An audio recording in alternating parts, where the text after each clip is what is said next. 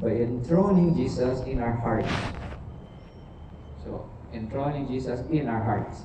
But human tendency, external application is to put Christ na chair, no? Mentalidad na to put Jesus on the pedestal. But in simple, no, is enthroning Jesus in our hearts. So internal disposition. Donde kita pwede encontrar na mag-allow kita con Jesus reina adentro del nuestro corazón. This feast challenges us to see Christ, the King, in everyone. Contrary to Mussolini, Hitler, and Stalin, here, the Lord is asking us to see Christ the King in everyone. And I believe, and I will connect it in the recent encyclical letter of Pope Francis, no? On fraternity and social friendship, Fratelli Tutti, wherein Jesus expressed the essence of fraternal openness that allows us to acknowledge, appreciate, and love each person, regardless of physical proximity, regardless of where he or she was born or lives. So this is in connection to what the intention of the celebration means, no? To allow to see Christ the King in everyone, especially those whom our society consider the least important, and to treat each person with the same love, mercy, and compassion Jesus showed. Very appropriate yun. Fratelli Tutti, no? As the social friendship. Acknowledging, no? Everyone as our brothers and sisters.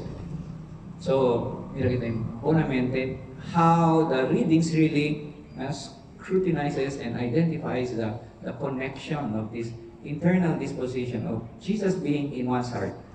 The first reading, taken from the prophet Ezekiel, introduces God as the Good Shepherd, reminding us of Christ's claim to be the Good Shepherd King, leading, feeding, and protecting. So, very an actual way to be a king, no? Serve, no?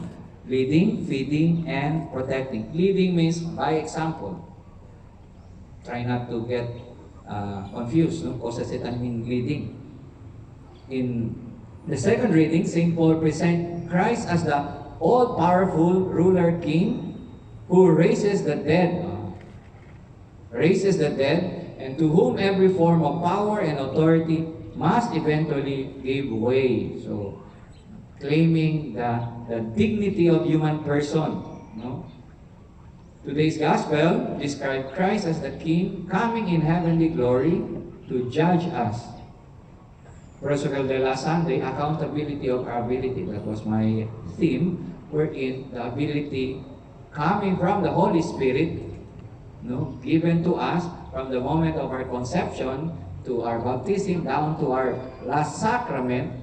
No, we cannot deny that God has empowered us so much of His presence. Yat talya de todo ka natin. Hindi na kita pregunta, hindi na kita estranya, hindi na kita reklama, hindi, takia todo. But human tendency, no, of forgetting, of internalizing that Christ, no, is really reigning in one's heart. That's why, no, practical application, a unique king and with a unique kingdom. And this is what Jesus is trying to change. Aunque na kailangan cambiar de mio investment cuando está principio yo algo en realizar la comentario de mga padre conmigo de ver when I was preparing the opening prayer the last Sunday of ordinary time hinay-hinay ka reflect tayo how human mentality really evolved into making Christ the King